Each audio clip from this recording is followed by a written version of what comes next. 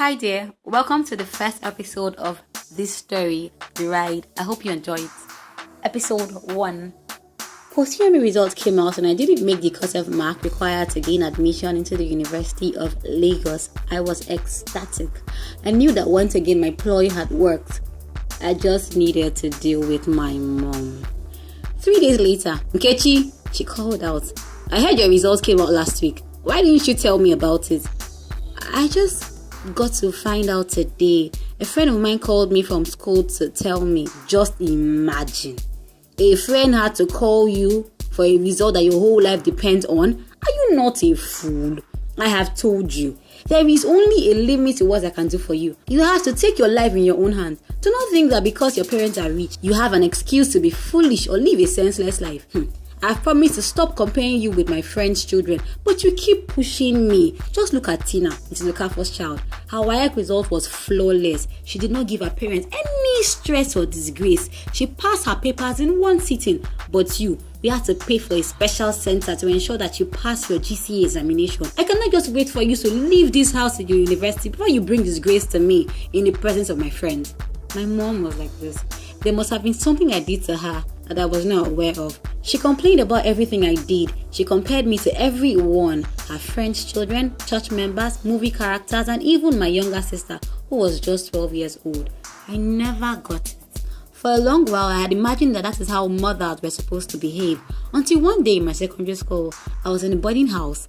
It was a visiting day and I had begged my guardian not to inform my parents about it. My dad was always busy. He worked for the federal government and was out of Lagos most of the time. And my mom, leaving Ikeja GRA to Queen's College in Yaba, was the world's most stressful act. She would come and leave hurriedly as though she did not want anyone seeing her with me or figuring out that she had a child like me. So this particular day, all the girls in the dormitory were out with their parents except me, and I was just fine with it. I laid on my bed and cast my mind back to all the stories my dad used to tell me, and I laughed about the funny ones he told me about my grandma. Then I heard voices in the corridor. It was Ada and her mom coming into the room, so I faked asleep. I didn't want her mom asking me questions, but it was fruitless faking the sleep because it was clear that Ada's mom was not leaving the dormitory anytime soon. She sat on Ada's bed and they discussed, giggled and laughed as though they were teenagers. Ada told her mom about our really annoying mathematics teacher and how she liked to say, "Is anybody still carrying last on this topic?" She always said this with a barricade tone that annoyed all of us.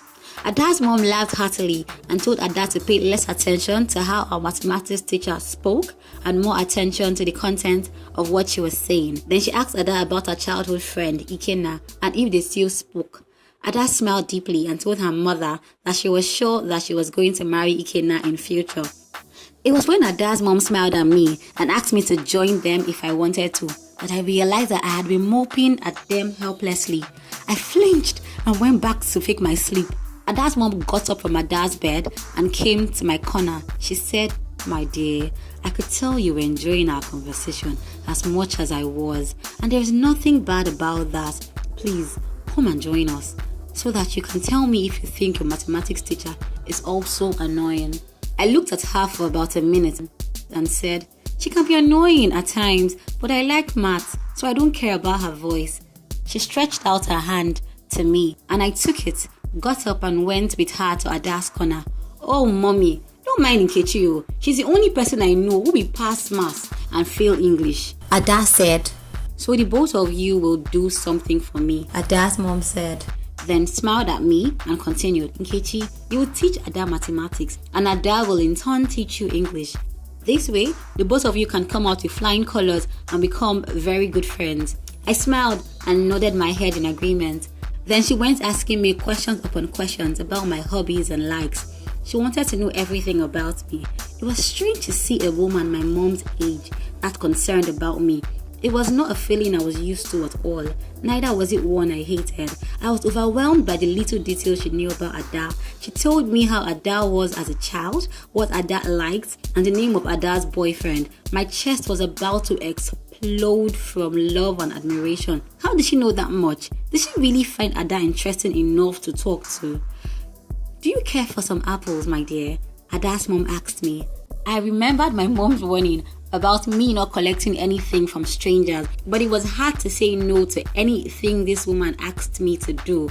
I had never seen such motherly love before, so I nodded and she gave me 3 green apples and left the remaining 2 for Ada. She then told Ada to share the rice she brought for her with me, and we escorted her out of the dormitory. On our way back, I told Ada how surprised I was that she could have such intimate conversations with her mom, but she replied in a careless manner, as if it was a very insignificant thing. What is intimate about how our mathematics teacher speaks? Leave my mom, Jerry. She likes to know everything about me. And that was how Ada and I became best of friends, and her mom, my second mom. Ada is the most interesting person I have ever met. She was a bubbler in my school.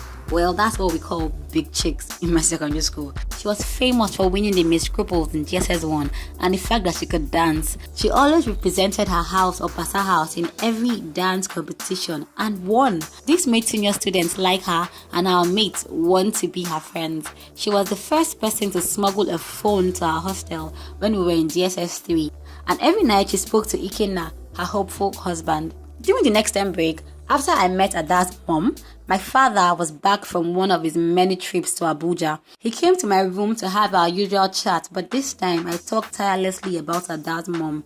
I told him how astonished I was at the fact that she was interested in knowing everything about me, and how I wished she was my mom. That night, something strange happened in my house.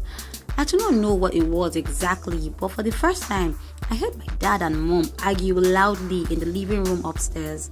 I ran to find out what was happening, and my mom gave me the most disgusted look I had ever seen and walked out of the living room.